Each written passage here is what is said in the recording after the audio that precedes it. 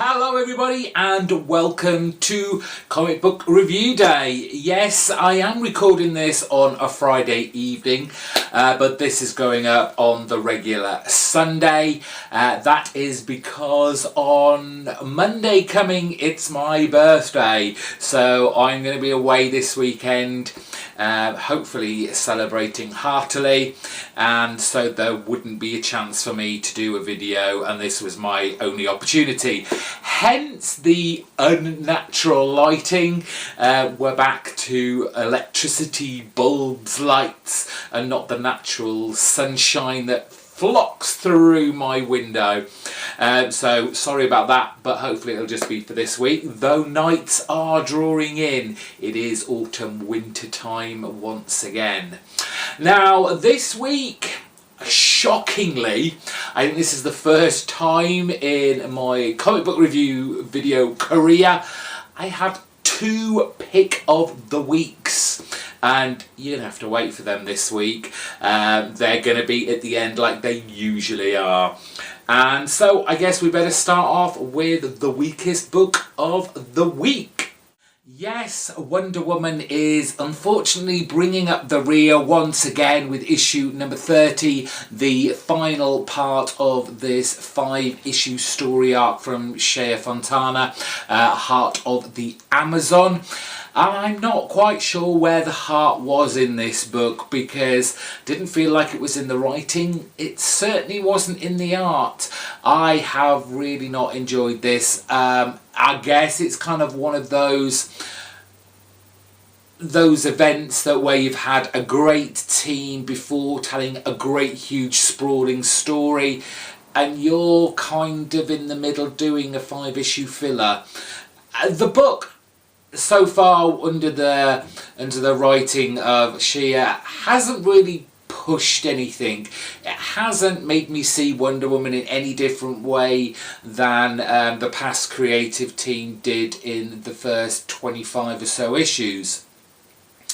This kind of wraps up the whole a secret kind of group are trying to capture Wonder Woman and extract her blood and her DNA to make more super soldiers under the guise of helping Wonder Woman save the world and make it a more peaceful place. But of course this kind of government body within a government body, you know, the man behind the man behind the man pulling the strings, is a bit kind of evil, but it's not really developed as such, unfortunately. So we have this group of highly trained soldiers, both male and female, who I guess have had some of Wonder Woman's blood, but not a great deal, because they suddenly can fly and they've got super strength and all kind of Wonder Woman jazz. And they start, and Wonder Woman's obviously not having any of this, so there's a big fight, attack. Some people are a bit conflicted about their involvement in this experiment, in this government group. And it all just kind of plods along. There's nothing particularly exciting about it. And I just feel that if this hadn't been Shea's time to say goodbye, to move it on to the next creative team, it could quite well have been that Wonder Woman would have been dropped from my pull list, unfortunately. I don't know anyone else who has slogged through this, or anyone that is even enjoying it, but please let me know if you found something within this that I missed, or just tell me why you enjoyed it. I'd love to hear it.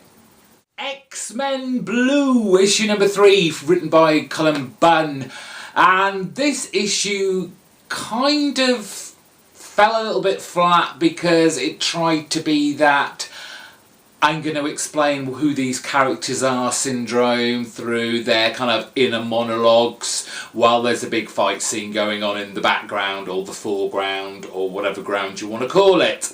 And it just kind of slowed the storyline down a little bit, despite the fact that there are basically 3 separate storylines going on here. The bulk of it being Jean and Scott facing against these hexmen, which again I'm a little bit confused about, because as we hear their inner thoughts and their kind of origins, I guess, I get confused on whether these are our X-Men that have somehow been possessed or turned to the dark side by our Goblin Queen, or if they're alternate dimension versions of the X-Men if they had taken a different path, and unfortunately all the paths they went down led to them becoming evil and demon possessed. So that kind of confused me a little.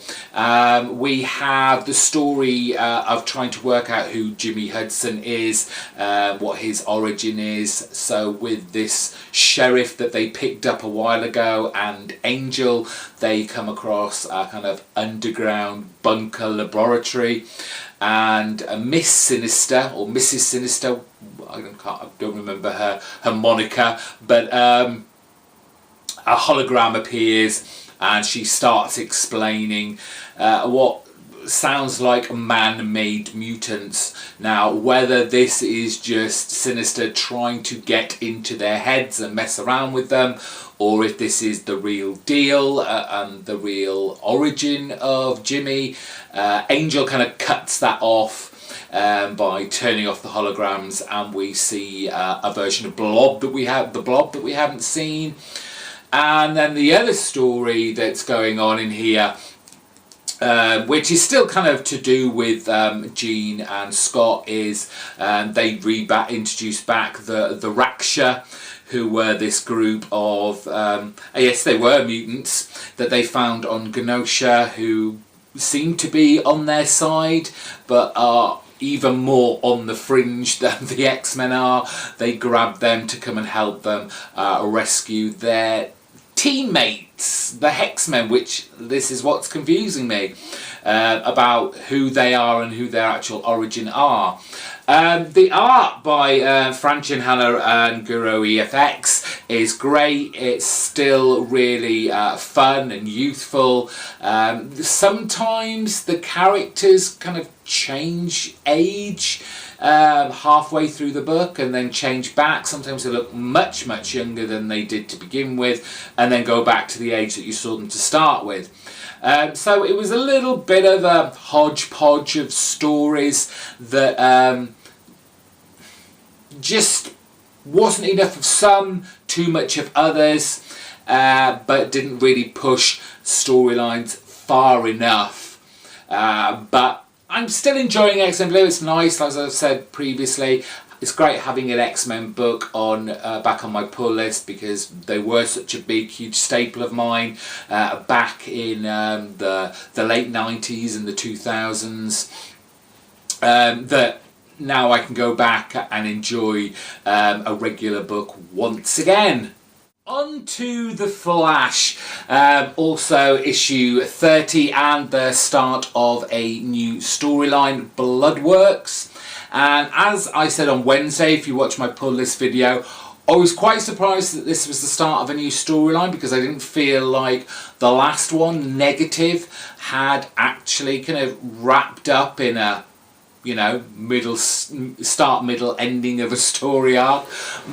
But this actually does carry on from what happened at the end of last issue. And this kind of non-storyline that's been going through The Flash for a few issues, where there's supposedly a mole in this police department. But it's more of the same that's been going on. And I know that this is leading up to a storyline of some sort, and the whole idea that the Flash and Barry Allen have been affected by being put into the negative force, and he's now got all these much darker powers, and it's affecting him as Barry Allen. It's making him more evil and more snappy and grumpy, and basically managing to push everyone he cares for and loves for and respects away. And you kind of feel this story has been done a lot. It's been done a lot worse, but still it's been done before. And I just wanted this, because I was so new to a ongoing Flash title, never having picked it up before. I was looking forward to that bright, colourful, chipper, nothing was going to bring him down, hope, always forever hopeful Flash, kind of quippy, and just have real fun with this. And we got a lot of it to some extent until this recent negative force whole scenario. And I really would like Joshua Williamson to wrap this up, clean out Barry Allen's system of this negative force, and move on. The idea of this non-story is feels like it's just there to introduce a new villain to Flash's Rogues Gallery, and it turns out that our mole, who has taken some blood samples, is the coroner down in the morgue, who has obviously all these bodies at his disposal. He's not going to be looked at twice for wanting blood samples, etc., or taking them away, because he's there to investigate and look at them and make investigations and stuff like that. But it just it wasn't a character that I remember him being introduced anywhere in the past 29 issues, so it just came out of the blue. So although it was interesting that we have this new villain, Bloodwork, who can manipulate and control the blood within people's bodies, let's move things along and flush out all that badness out of Flash's system. And let's get on to that kind of bright, colourful, hopeful character that I always wanted to see in The Flash. Right, let's talk about Image Comics' brand new #1 of the week. It's The Realm, created by Seth Empek and Jeremy Horn. I think Jeremy does more of the artwork and probably helped with the plotting and the story for the most part. Again, they're not names I'm particularly aware of. Peck sounds familiar, Jeremy Horn not so much so, but someone will probably go, well, he's done this, and I go, well, of course. I had high hopes for this book, and I don't know whether I feel that this should be so high in the order of books that I said I was going to enjoy. As I put this on Twitter months ago when this was first solicited, that I was going to be getting this book based just purely on the cover, because it had not only that kind of 80s straight to video a vibe to the cover, it kind of mixed a lot of genres that I love, and I thought it was going to be an interesting mashup of it looked kind of horror, it looked like fantasy, it looked like sci-fi. There's elements of Dungeons and Dragons in there, a bit of Mad Max, post-apocalyptic, and all these things are in there, and that's where I felt, is there too much? Now, the book is basically about this guy in the front. He's a kind of bounty hunter, I guess you'd call him, as we see him bringing a young woman to this leader of a band of, you could say they're outlaws, and it's all set against this kind of It looks very much post-apocalyptic. We don't know how the world's got to be like it is. Maybe this will be more forthcoming in future episodes. Issues. But it does. It feels very much like a TV program, which is almost to its detriment because a lot of comic books are doing this at the moment. They're looking to TV rights, making a TV series, getting on Netflix, Hulu, all those places, becoming the next Walking Dead, becoming the next Game of Thrones, whatever. So that's why I kind of slipped there when I called it an episode rather than an issue, because it does feel very much like a TV show. And there are just so many elements in here. You've got swords, you've got guns, you've got kind of this small group with an archer in it. You know, there's the whole Dungeons and Dragons deal about it. You've got blood sacrifices, sort of demons, spirit apparitions. And then there's the bit at the end, there's supposedly the big twist that our main character could be somehow possessed by some sort of demon that's taking over his body. There's a lot to take in. I don't think it looks that pretty. The artwork in here is serviceable enough. For the kind of grimy environment that it takes place in, but I wanted a bit more pizzazz. Whether it was 80s pizzazz, I would have been quite happy with, but I feel like I kind of got duped by the cover, and it wasn't what this was showing me.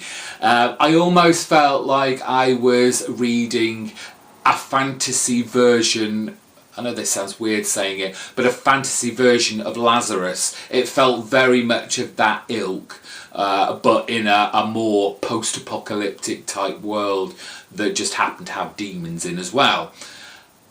It's on my pull list because I thought this is going to be a good book. And I just hope I am jumping the gun too soon in thinking this isn't going to be as great as I hoped it would be, and that this creative team have got more to offer me in future issues and expand this new world that the reader has been thrown in with next to no information about how it's all happened. We'll see. It's kind of, it's hit the middle of my pack, so that tells you a lot.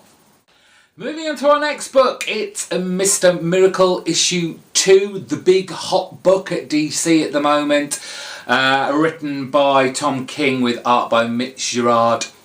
And it's another book on my pull list for this week that I don't know whether it deserves to be this high. The artwork, the layouts, everything about it is really great. I love it. Visually, it's a fantastic book and really draws me in.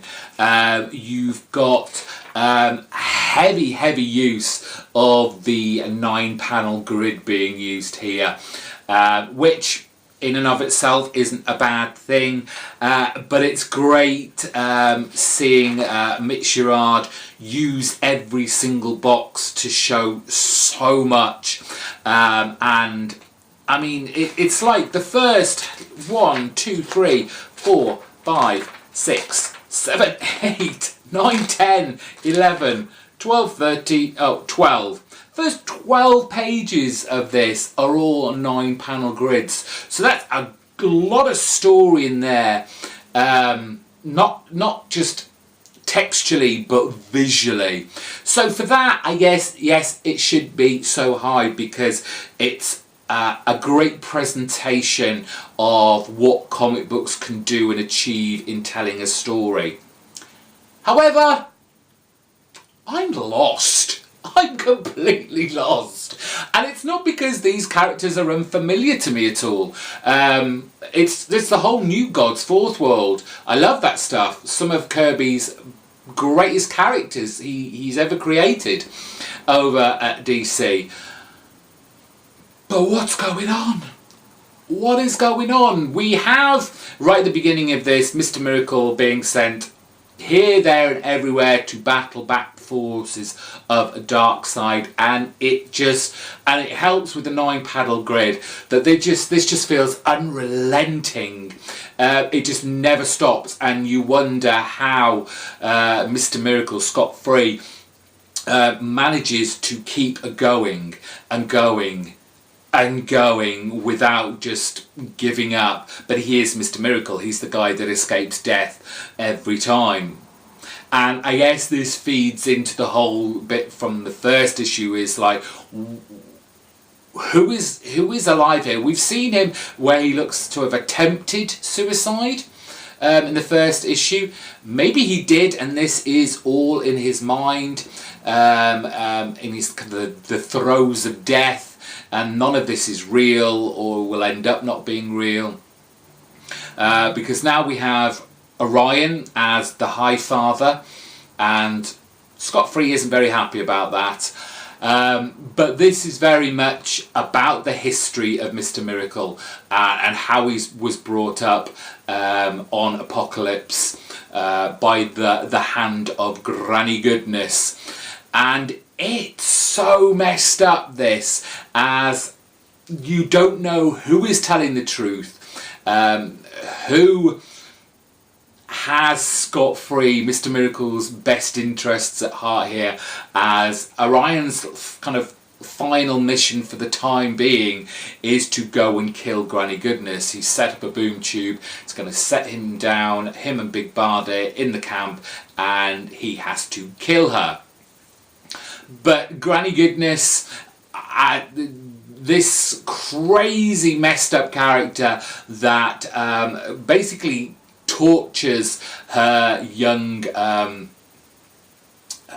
these young kids, and to make them into these kind of army for Darkseid, is just, on the one half, she just tortures them all the time, and then the next, she's like this lovely granny who loves her kids, but it's in this kind of sick, sadistic way that is so unnerving.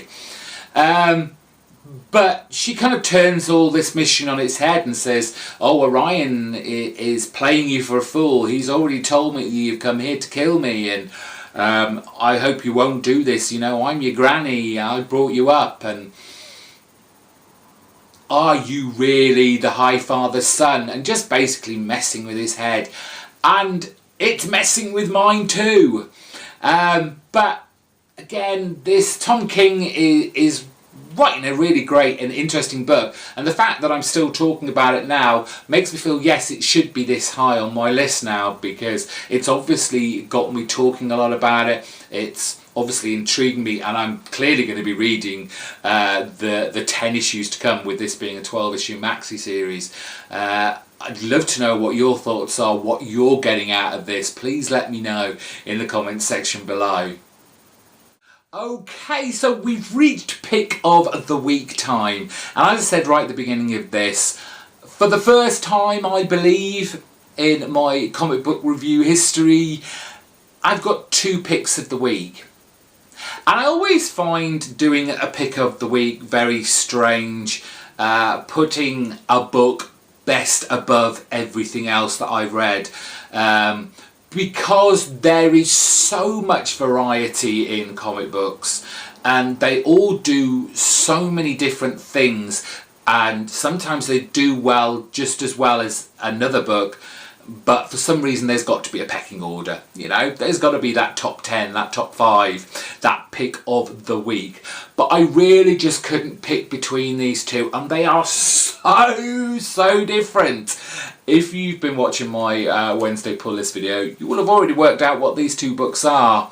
We have Kill or Be Killed, issue number 12 by Brubaker, Phillips and Breitweiser, and we have The Return of Black Science, issue number 31, Remenda Scalera and Marino Dinicio. Let's get that very wrong. So let's talk about these two books. I'm going to start with Kill or Be Killed, but it is still my pick of the week.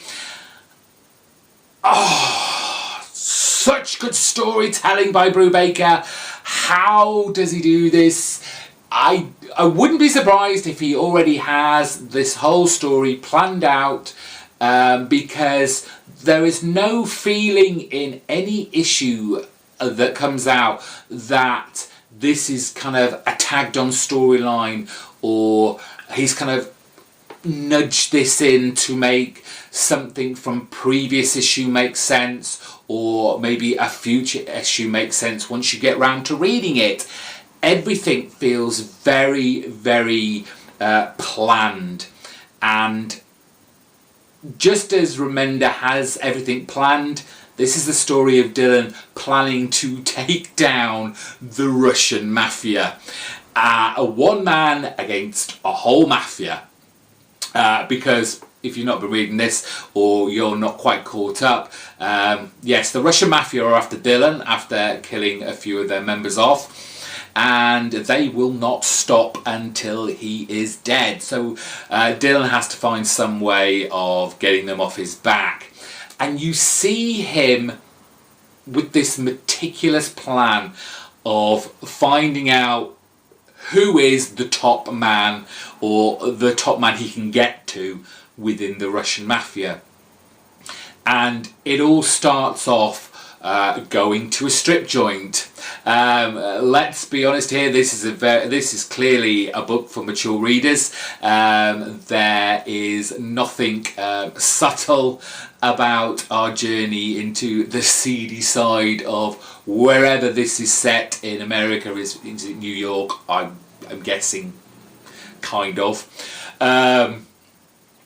And it's just the way that Dylan thinks, and how he is becoming so comfortable being this vigilante that there is almost this moment where you think he's forgotten all about the demon side, the pact he's supposedly made with him, that he has to kill people for himself to stay alive for that extra month.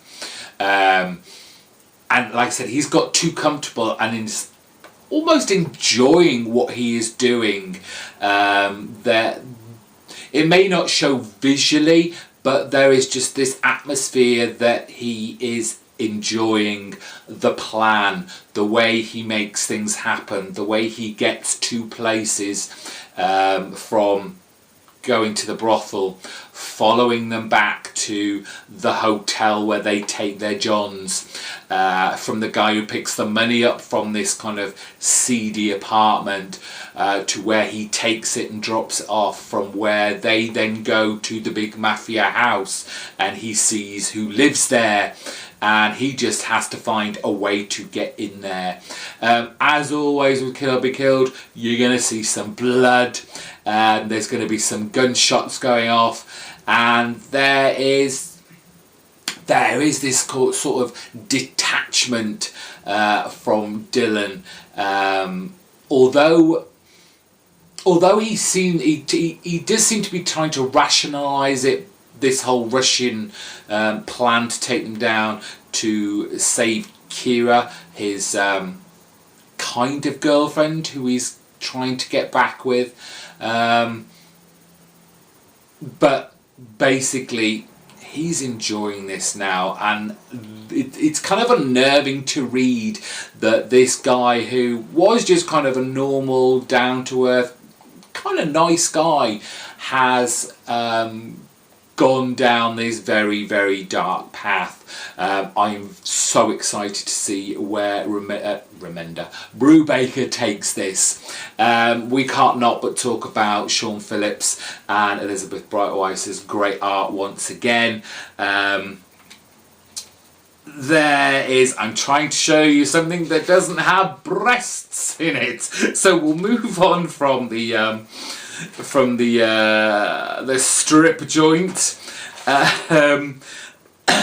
But there is just this atmosphere that Phillips and Bright Vice with her colours just make not only the violent, the grim looking parts of this book, but the lighter moments that Dylan has with Kira on this kind of Halloween night, them at the party.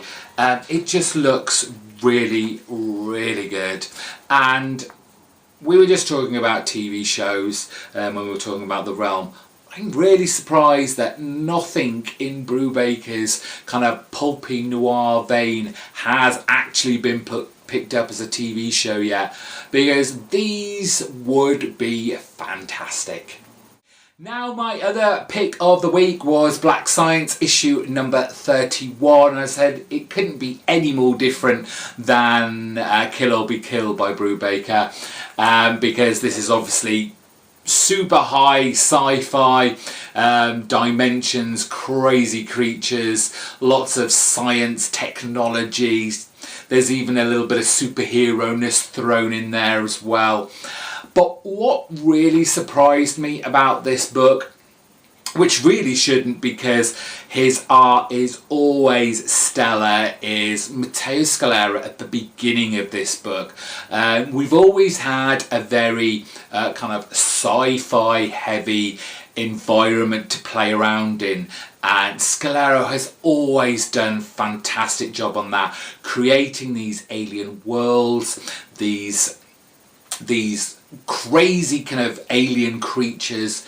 And then when we turn the first page, we get such a gorgeous, natural, kind of clearly earthbound scene, kind of forest, and it's gloriously coloured by Deniso.